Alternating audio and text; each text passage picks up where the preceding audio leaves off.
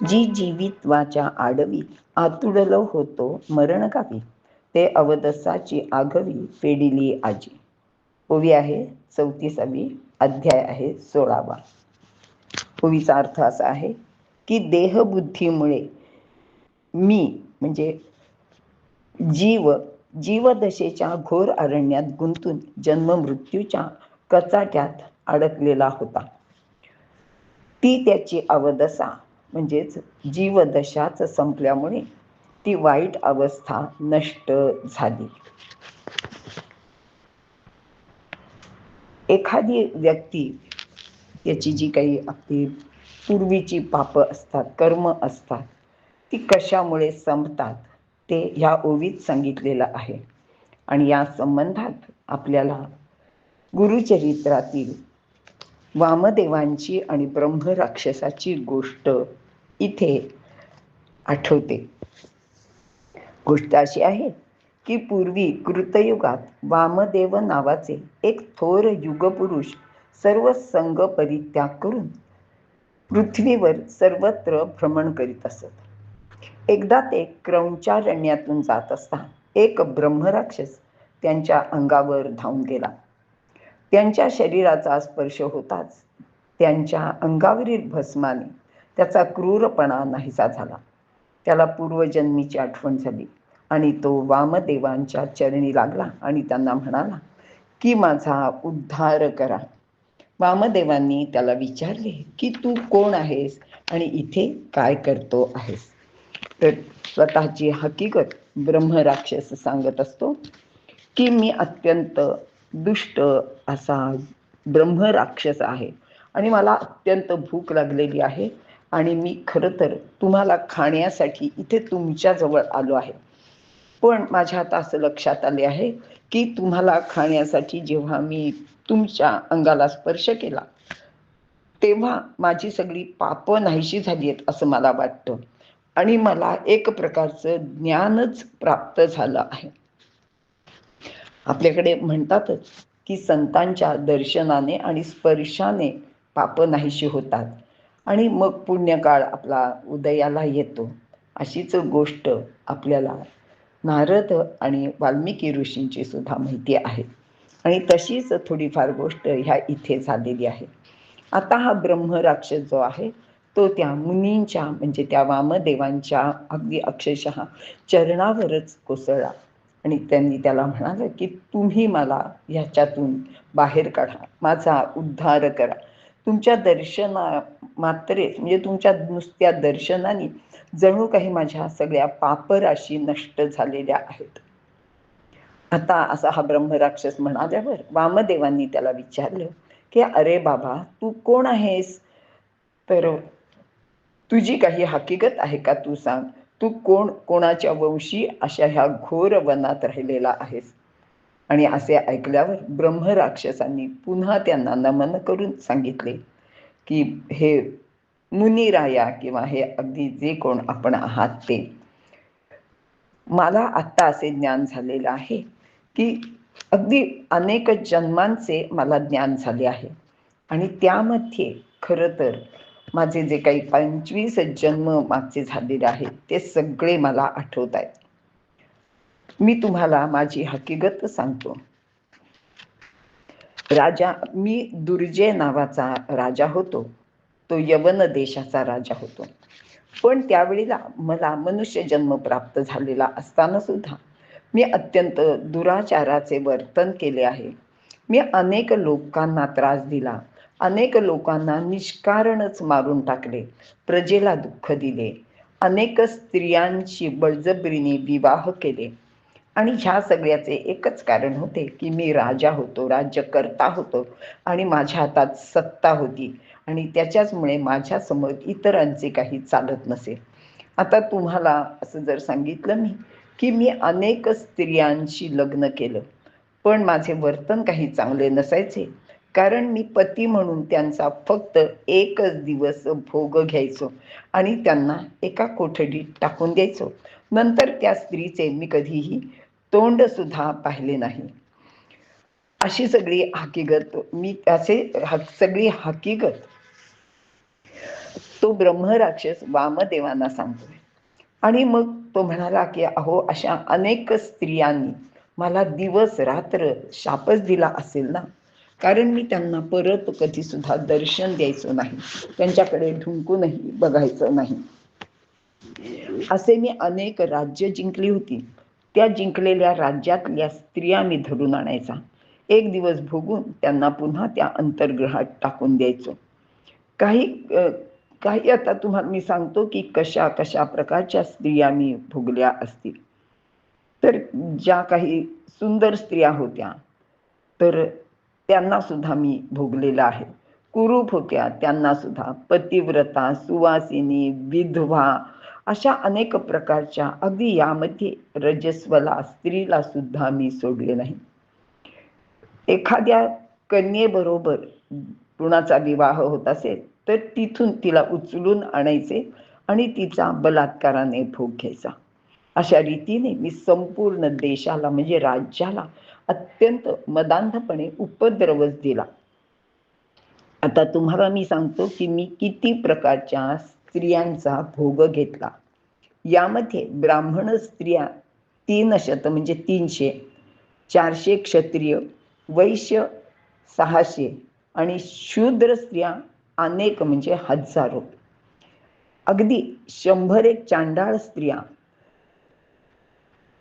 डोंबारणी, अगदी कुठल्या कुठल्या जातीच्या अशा कितीतरी प्रकारच्या स्त्रियांशी मी विवाह केला. त्यांना भोगले, अत्यंत उन्मत्तपणे मी त्यांच्याशी वागलो. आणि एवढे सगळे झाले तरी सुद्धा माझ्या मनाची काही तृप्ती होत नव्हती. इतक्या स्त्रिया भोगूनही माझे मन तृप्त होत नव्हते. मी विषयासक्त, मद्यपान करी आणि असाच अत्यंत उन्मत्तपणे वागत असे. आता याचा परिणाम काय होणार होता तो झाला. मला अनेक प्रकारच्या व्याधी लागल्या, अगदी त्यामध्ये क्षयासारखी सुद्धा व्याधी लागली. आणि मग माझी शक्ती क्षीण झाली. मग इतर राज्ये, म्हणजे परराज्यातले लोक आले, त्यांनी माझ्या राज्यावर स्वारी केली आणि मी त्या युद्धात हरलो, माझे सर्व राज्य गेले. आणि असं करता करता एक दिवस मला मरण आले. आणि मला मरण आल्यावर अर्थातच मला यमाच्याकडे नेले आणि त्या लोकांनी मला नरकात घातले. मी हजारो वर्ष नरकात फिरत होतो. अगदी शेवटी माझे पितर सुद्धा नरकात आले आणि अनेक प्रकारचे नरक भोगले. आणि पुढे मी प्रेतवंशात जन्माला आलो. विरूप देह, म्हणजे अत्यंत कुरूप आणि असा भयानक देह मला मिळाला. आता अशी सुद्धा माझी अनेक वर्ष अशीच गेली. मी अत्यंत क्षुधाक्रांत, म्हणजे अत्यंत भुकेला असा होतो. आणि पुन्हा पुन्हा त्या यमाच्याकडे जाऊन पुन्हा पुन्हा तेच तेच भोग भोगून अगदी मी खरंच हैराण झालो होतो. आता जन्म तरी किती व्हावेत की मी व्याघ्र, म्हणजे वाघाच्या योनीत, अजगराच्या योनीत, 5वा जन्म माझा ग्रामसुकर म्हणजे डुकराच्या योनीत झाला. 6वा जन्म सरडा, नंतर लांडगा, त्यानंतर कुत्रा, नंतर जंबूक, 9वा जन्म रोही हरण, 10वा ससाणा, नंतर मरकट म्हणजे माकड झालो, सांबार झालो, मुंगूस झालो, कावळा झालो आणि आज आता ह्या पंचदशी म्हणजे 25व्या जन्मात जांबुवंत झालो. रानकुक्कुट वगैरे असे अनेक प्रकारचे जन्म मी घेतले. 19व्या जन्मात मंडूक झालो, कासवाचाही जन्म आला, मत्स्य झालो. 22वा जन्म घोर असा तस्कर उंदीर झालो, दिवांध झालो म्हणजेच घुबड झालो, उलूक झालो. आणि 24 म्हणजेच 24व्या जन्मात कुंजर म्हणजे हत्ती झालो. 25व्या जन्मात मी आता ब्रह्मराक्षस झालो आहे. आणि तुम्हाला पाहिल्यानंतर आता मी भुकेने खूप व्याकुळ झालेला असल्यामुळे मी तुम्हाला खाण्यासाठी अक्षरशः इथे धावत आलो. आणि मी तुम्हाला जेव्हा धरलं तेव्हा तुमचा अंगस्पर्श होता. मला जातीचे स्मरण झाले. 1000 जन्माची दुष्कृती ती पण आठवली. आता मात्र मला हे जन्म नकोत. मला ह्या जन्माच्या फेऱ्यातून तुम्ही मला वाचवा. तुम्ही मला अनुग्रह द्या आणि ह्या घोर अशा संसार तापातून आणि ह्या यातनांच्या पलीकडचा एखादा चांगला जन्म मला द्या. तुम्ही ह्या संपूर्ण जगातलाच तारक आहात आणि केवळ मला तुम्ही माझ्या एका छोट्याशा पुण्याईने भेटला. आता तुमचा चरण महिमा आणि स्पर्श असे झाल्यानंतर मला ज्ञान झाले. मी जेव्हा भूमीवर म्हणजे राजा होतो तेव्हा सुद्धा मी कुठलेच पुण्यकर्म केले नाही. पण तरी सुद्धा तुम्हाला मी सांगतो की एकदा एका ब्राह्मणाला मी तळे राखण्यासाठी दिले होते आणि त्याच एका पुण्याईने आज तुम्ही मला इथे भेटला आहात असे मला वाटते. आता एवढं सगळं त्यांनी आपली सगळी हकीकत सांगितली. तेव्हा वामदेव त्याला म्हणाले की अरे ठीक आहे, तू व्यभिचारी काय चोर वगैरे जो काही सगळा असशील तर अशा सुद्धा ह्याच्यात तू काहीतरी जे पुण्य केले होतेस त्या पुण्याईनीच मी तुला भेटलो आहे. आणि खरं तर तुला जे काही हे सगळं ज्ञान झालेलं आहे हे काही माझ्या दर्शनामुळे किंवा माझ्या मोठेपणामुळे झालेलं नाही, तर माझ्या अंगाला हे सगळे जे काही भस्म लागलेलं आहे ते भस्म तुझ्या अंगाला तुम्हाला धरल्यामुळे स्पर्श केल्यामुळे ते तुला लागलंय. आणि ह्या भस्माचा खरंच खूप मोठा असा महिमा आहे. कारण हे जे भस्म आहे हे स्वतः शंकर स्वतःच्या आपल्या शरीराला भस्मांकित असे शंकराचं वर्णनच करतात. आणि तेच भस्म मी लावलेलं होतं आणि तेच माझ्या शरीराचे भस्म तुझ्या अंगाला लागले आणि म्हणून त्या भस्माच्या संगाने किंवा भस्माच्या स्पर्शाने तुला या सगळ्या गोष्टींची आठवण झाली. आता हे ऐकल्यावर तो म्हणाला मग ह्या भस्मामुळे काय होतं, तर वामदेवांनी सांगितलं की ज्याच्या अंगाला शेवटी म्हणजे मरणाच्या वेळी भस्म लावलेलं असेल त्याला यमदूत नरकापर्यंत किंवा यमपुरीपर्यंत नेत नाही. त्यांच्यासाठी शिवदूत येतात. कारण की भस्माने त्यांचे सर्व पाप नाहीसे होते आणि अशा रीतीने ते शिवदूत येतात आणि त्याला शिवलोकात नेतात. आता तुझा जो काही हा उद्धार झालेला आहे तो माझ्यामुळे झालेला नाहीये, तर खरोखर या भस्माच्या महिमामुळेच झालेला आहे. आता वामदेव त्यांना म्हणतात की या विभूतीचा महिमाच असा खूप मोठा आहे आणि हे जे भस्म आहे किंवा ही जी विभूती आहे हे देवांना सुद्धा दुर्लभ आहे. केवळ ईश्वराची प्रीती ज्याला मिळते तोच भस्म लावतो आणि अशा व्यक्तीला सर्व लोक वंदनच करतात. आता वामदेवांचे हे वचन ऐकले. ते म्हणाले की ते सगळं ठीक आहे, भस्म महिमा वगैरे मला माहिती नाही, पण माझ्या दृष्टीने हे यती राजा तूच माझा ईश्वर आहे आणि मला जे काही हे अनेक जन्मांचे ज्ञान झाले आहे ते तुझ्यामुळे झाले आहे.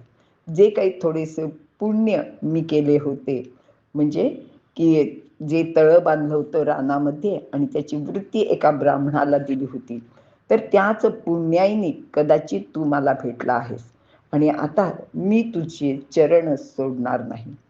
तू माझा याच्यातून उद्धार कर असं म्हणून त्यांनी गुरुचरण अगदी घट्ट पकडून ठेवले.